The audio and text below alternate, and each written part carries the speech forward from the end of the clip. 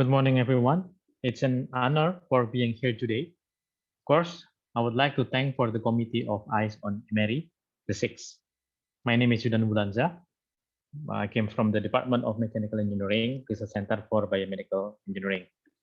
And I also work very closely with the group of SCTE, Stem Cell Tissue Engineering Research Center from the imeri Universitas Indonesia.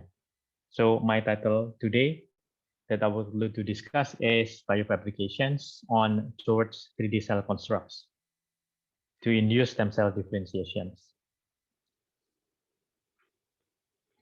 And this is how the outline for today is that we will discuss the brief of tissue engineering framework and moving on the scaffolds from and also the 2D to 3D cell cultures, which became the birth of bioprinting, and we will see how the fabrications as we know today and also the future trends.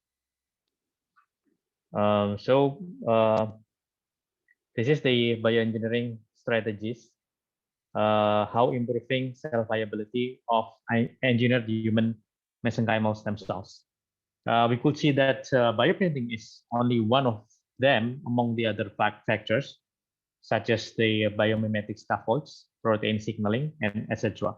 Again, the keyword here is that we are working in the bioengineering area. So, of course, there will be more approach in the other area. We know that the first strategy is in the scaffold engineering that allow us to mimic the extracellular matrix as the comfort home for the seeded cells. And in brief, we knew that tissue engineering pillars, which involve the scaffolds, the cells, and the protein signals. Here, we also see how the engineered environment that so-called bioreactors live to be able increasing the cell viability as well. And this is one example of the scaffold as we know today. Normally, it has four structures and made of the degradable materials. And this is how we fabricate scaffold nowadays using the additive manufacturing technique that enable us to control the geometry, the structures, and also determine the material as we wanted. However, as we speak, scaffold is only one pillar in the tissue engineering. It means that we need other efforts or technology in order to control the cell growth.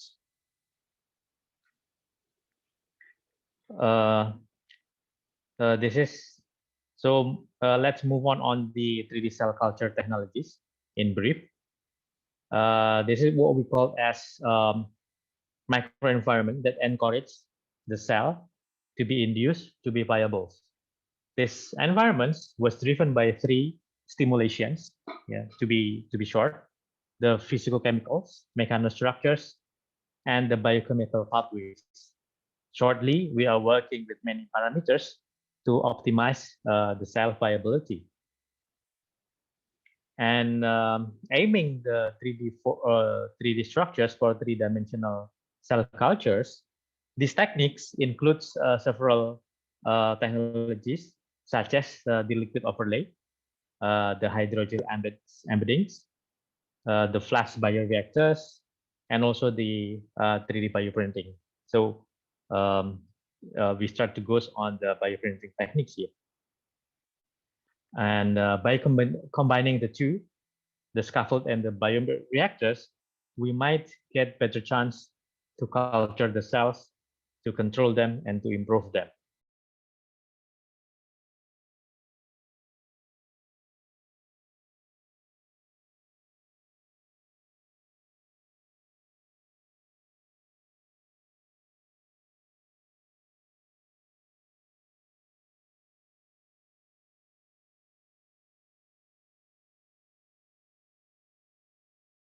Let's replicate the human body condition better. And the bioreactor also could be arranged to allow us to monitor them directly on our optical tools, gain the information and observe the cells under our eyes. And we had known previously that the scaffolds helps the cell to stabilize in the substrates and grows. But we had been also aware that there is other ideas, so-called scaffold-free during the cell cultures, which also sometimes also called as bottom-up approach. And let's see between these two, the top-down approach and the bottom-up approach. At this moment, it's hard to tell which approach gives the best results or the correct one, since there are many parameters that are play in field of the bioengineering as we known before. At this moment, we refer them as the top-down, which start with the physical structures. In this case, it's the scaffolds, whereas the bottom-up approach was starting with the cell itself, encourage them to assemble and form tissues and organs at the end. And this is the combining of these two approach. This non-scaffold ideas is transforming from 2D to 3D, which later as called as the bioprinting. And the global 3D cell culture market that anticipates the growth of this market between 2000 and 2023. So let's see how the bioprinting technique originally and what are the basic principle behind these techniques. And of course, the bioprinting was trademarked because of its bioinks, which it has the cell insides, and then deposit the ink into the substrates, liquids, and then the ink is solidified with certain arrangement. The pattern of the ink is programmed. So this is the three main mechanisms of depositing the ink. The first one is the laser or light aided. The second one is the inkjet. And the third one is the method of dispensing the liquid or the bioinks into substrates. And the basic features of the bioink is that we are able to control the solidifications of the bioink that it is possible by cross-linker agents. And there are so many mechanisms on controlling the mechanism of the cross-linker.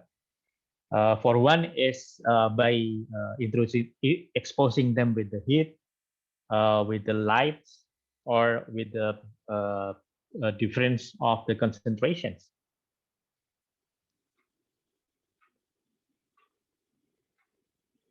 And this is our homemade bioprinters, which was prepared to direct cell printings. And at this moment, we have seen the 2D structures there with the dimensions and the predetermined program as the image. So let's see a small video on that. So this one is basically working as the third mechanisms, which was the dispensing the liquid using the piston movement.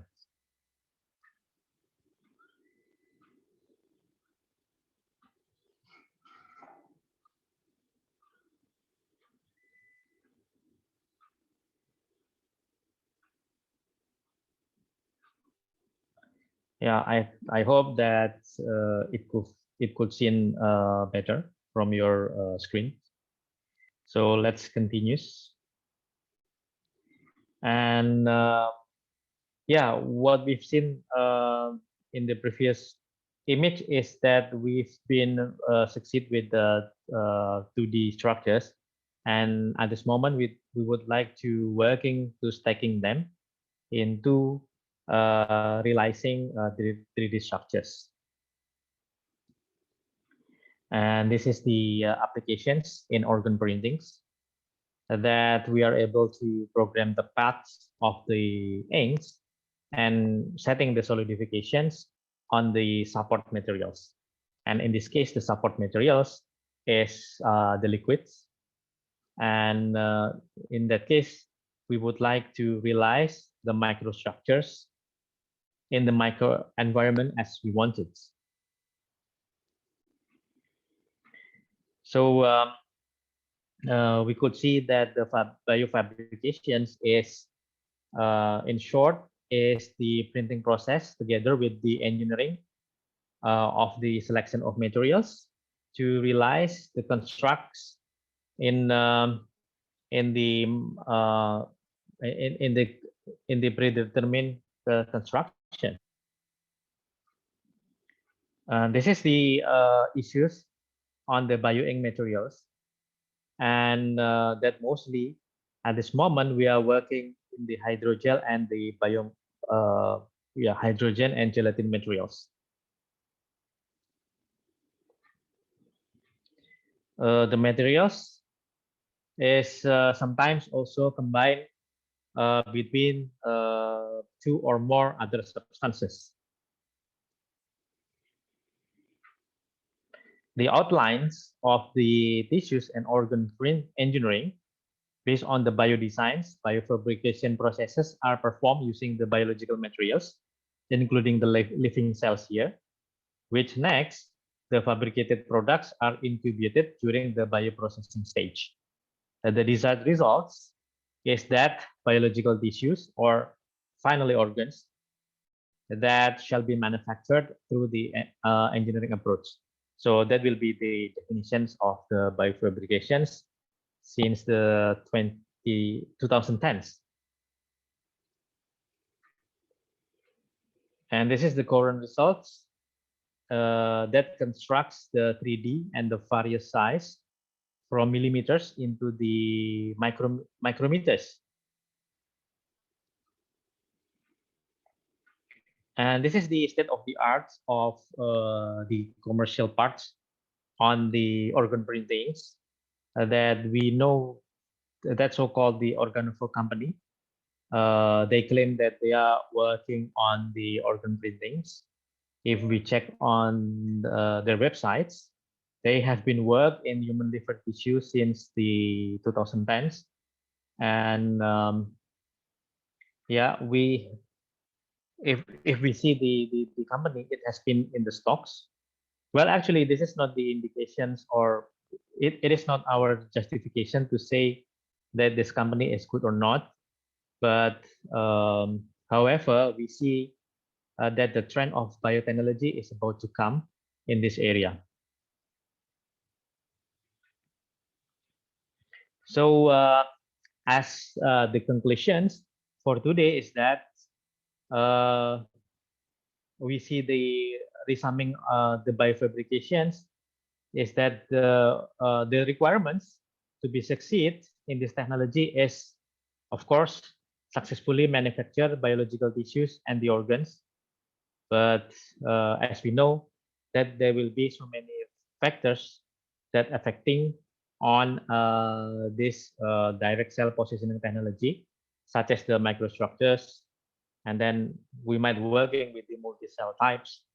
Realizing the 3D structures will be the one of the issues, and of course the vascularizations.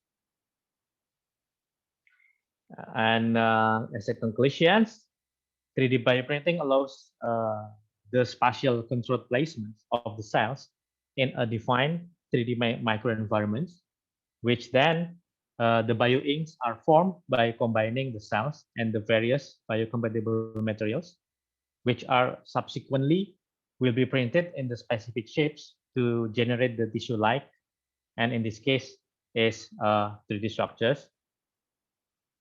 And that will be all. And I put some a list of definition if you would like to oversee how we define several terms which I forgot to mention before, and some references which we took from other works or even our works. So that will be all. Thanks for the opportunity, and I give the time back to the chairman. Thank you very much. Very good morning.